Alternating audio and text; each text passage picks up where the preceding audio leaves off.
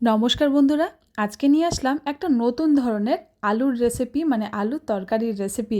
অনেকেই অনেকভাবেই আমরা আলু তৈরি করে থাকি, কিন্তু সম্পূর্ণ নিরামিষ এই রেসিপি আশা করি রুটি লুচি সব কিছুর সাথেই আপনাদের কিন্তু খেতে খুব ভালো লাগবে, এটুকু গ্যারেন্টি আমার রইল। কিন্তু বন্ধুরা, একটা অনুরোধ, cook and bake with Moumita আমার চ্যানেলের নাম, একবার রেড সাবস্ক্রাইব বাটন প্রেস করে চ্যানেলটাকে সাবস্ক্রাইব করে দেবেন। তার সাথে সাথেই ডান দিকে থাকা বেল আইকন প্রেস করার পর অল বাটন প্রেস করতে একদমই ভুললে চলবে না। সবার কাছে অনুরোধ রইল আমার চ্যানেলটাকে সাবস্ক্রাইব করার।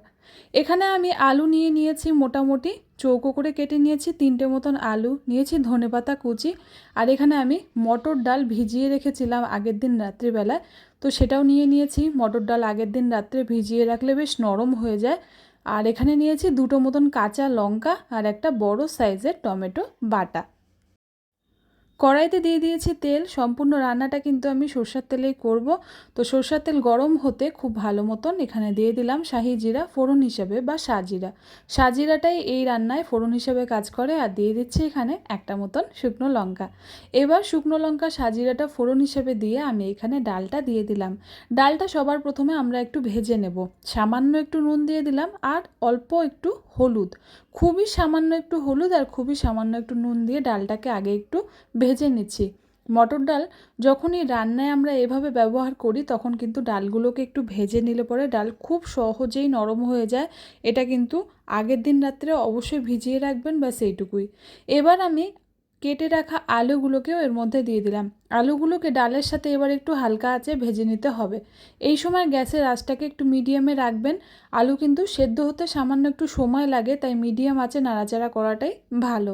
দিয়ে দিচ্ছি এখানে সামান্য একটু নুন, যেহেতু আলু দিলাম তো আলুর মধ্যে নুনটা ঢোকাও দরকার, সেজন্য সামান্য একটু নুন দিলাম। দিয়ে আলুর রঙটা যখন পাল্টে গেল তখন আমি এর মধ্যে দিয়ে দিলাম টমেটো বাটা। টমেটো বাটাটাকে আলুর সাথে এই সময় কিন্তু খুব ভালো করে মিশিয়ে নিতে হবে। যেহেতু টমেটো বাটাটা আমি ডিরেক্ট দিচ্ছি, তাই আলুর সাথে একটু সময় নিয়ে যদি মেলান তাহলে দেখবেন টমেটোর ভেতর থেকে কাঁচা গন্ধটা একদমই চলে যায়। তো দেখুন এখানে জলটা একদমই শুকিয়ে গিয়েছে। এবার আমি এখানটায় মশলাগুলো দিচ্ছি। দিয়ে দিলাম জিরা পাউডার 1 টিস্পুন, তার সাথে ধনিয়া পাউডার দিয়ে দিলাম 1 টিস্পুন, হাফ টিস্পুনের মতন দিলাম কাশ্মীরি লাল লঙ্কার গুঁড়ো, আবারও দিচ্ছি একটা ছোট চামচের মতন হলুদ গুঁড়ো। মশলার মধ্যে এই কয়েকটা মশলাই কিন্তু পড়বে। এবার মশলাগুলোকে একটু ভালো মতন ভেজে নিতে হবে আলুর সাথে। 2-3 মিনিট ভালো করে ভেজে নেওয়ার পর, মানে মশলাগুলো যখন কষে গেল, তখন এর মধ্যে আমি দিয়ে দিলাম জল। তবে জলটা কিন্তু এই রান্নায় খুব বেশি দেওয়ার দরকার নেই, যেহেতু আলু আর ডালটা আমি প্রথমেই ভেজে রেখেছিলাম, তাই খুব বেশি সময় কিন্তু এগুলো সেদ্ধ হতে লাগে না। তো 3-4 মিনিটের জন্য এগুলোকে আমি সেদ্ধ হতে দিচ্ছি। যখনই ঝোলটা ফুটে উঠল তখন 2টো কাঁচা লঙ্কা এর মধ্যে দিয়ে দিলাম চিড়ে রেখে। এবার লঙ্কাগুলোকে একটু এর সাথে আমি ফুটিয়ে নিচ্ছি। এই রান্নাটা একটু সামান্য ঝালঝাল হয়, তো বাচ্চারা খাবে যেহেতু, যদি খায় তাহলে পরে কিন্তু সামান্য একটু চিনি এর মধ্যে দিয়ে নিতে পারেন, স্বাদটা অনেকটাই ব্যালেন্স হয়। এখানে দেখুন আলুটাও কত সুন্দর সেদ্ধ হয়ে গিয়েছে, আলুগুলো একদম ধরতেই কেটে যাচ্ছে। আর রইল ডালের কথা, সেটাও আমি হাতে নিয়ে আপনাদেরকে সামনের থেকেই দেখাই ডালগুলো কত সুন্দর সেদ্ধ হয়ে গিয়েছে। এখানে দেখুন ডালগুলোকে চাপ দিলেই কিন্তু ভেঙে যাচ্ছে, এটা একদমই সেদ্ধ হয়ে গিয়েছে। শুধু এটুকু মাথায় রাখবেন, যখনই এই তরকারিটা রান্না করবেন সামান্য একটু মটর ডাল আগের দিন রাত্রিবেলায় ভিজিয়ে রাখবেন, তাহলে ডালটা খুব সহজেই কিন্তু আলুর সাথে সেদ্ধ হয়ে যায়।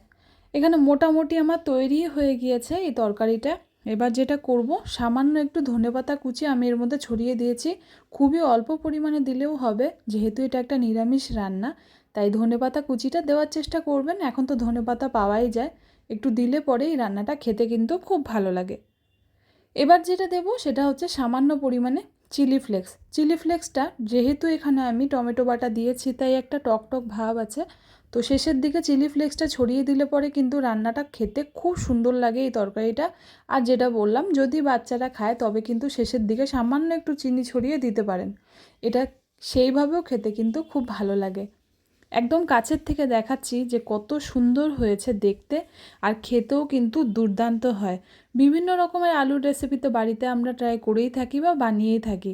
একবার এইভাবে আমার ভিডিওটা দেখে আপনারাও বানান, আশা করি আপনাদের ভালো লাগবে। এইভাবে বানালে রুটি, পরোটা সব কিছুর সাথে, এমনকি ভাতের পাশেও এই আলুর তরকারি দিয়েই কিন্তু সম্পূর্ণ ভাত শেষ হয়ে যেতে পারে, এতটাই সুস্বাদু। আশা করি আজকে আমার রেসিপিটা আপনাদের ভালো লাগলো। আজকে নিচ্ছি বিদায়, ফিরে আসবো আবারও কোনো নিত্য নতুন রেসিপি নিয়ে। ততদিন পর্যন্ত সকলের কাছে অনুরোধ রইল আমার চ্যানেলটাকে একবার সাবস্ক্রাইব করে আমার পাশে থাকবেন। আর ভিডিওটা ভালো লাগলে লাইক করবেন। আর যদি আপনাদের কোনো রকমের কোনো সাজেশন বা মতামত থাকে সেটা কমেন্টসে আমাকে অবশ্যই জানাবেন।